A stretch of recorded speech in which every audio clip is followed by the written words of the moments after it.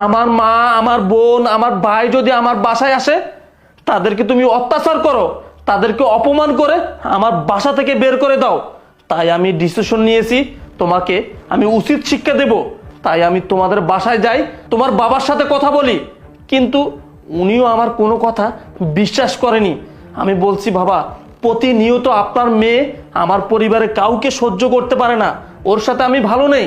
তারপরে তোমার বাবা এই শুভকে আমার সাথে দেন, যে শুভকে তুমি নিয়ে যাও, ও সব কিছু দেখে এসে আমাকে বলবে। কিন্তু ওকে যদি আমি এইভাবে তোমার সামনে নিয়ে আসতাম, তুমি কখনোই ওর সামনে এরকম আচরণ করতে না। তাই আমি সদ্য বেশ ধরে ওকে আমি আমার বোন বানিয়ে বোরকা পরিয়ে আমাদের বাসায় নিয়ে আসছি, আর বলেছিলাম এটা আমার বোন। আর তুমি তাতেই খেপে গেছো, তাকে কি করে বের করবা সেই প্ল্যান করতেছো।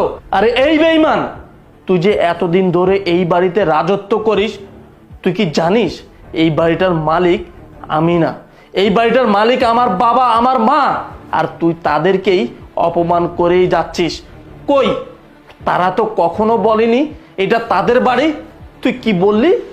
আমার পরিবারে কেউ যদি আমাদের এই বাড়িতে আসে, এই বাসায় আসে, তুই থাকবি না? তোকে আর থাকতে হবে না।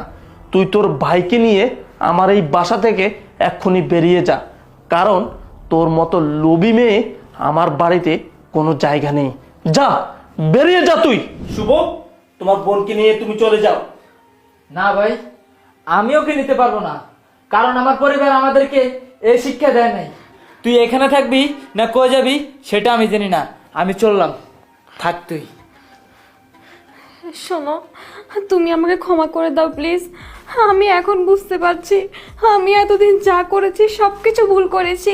তোমার পরিবারের মানুষজনকে অনেক অত্যাচার করেছি আমি, এগুলো করা আমার একদম ঠিক হয়নি। আমি তোমাকে কথা দিচ্ছি, এখন থেকে আমি তোমার মা বোনকে আমার নিজের মা বোনের মতো দেখবো। প্লিজ তুমি আমাকে ক্ষমা করে দাও, এমনটা আর কখনো হবে না। দেখো, এখন তো অন্তত বুঝতে পারছো আমার ভাই, আমার বোন তোমার কাছে বিষের মতো মনে হতো, আর এখন তোমার ভাইকে দেখে তোমার কাছে কেমন লাগলো? পৃথিবীর সকল ভাই, সকল বোন, সকল আত্মীয় স্বজন সবারই আপন হয়। মানুষকে ভালোবাসতে শিখো, সে নিজের ফ্যামিলির হোক বা অন্যের ফ্যামিলির হোক।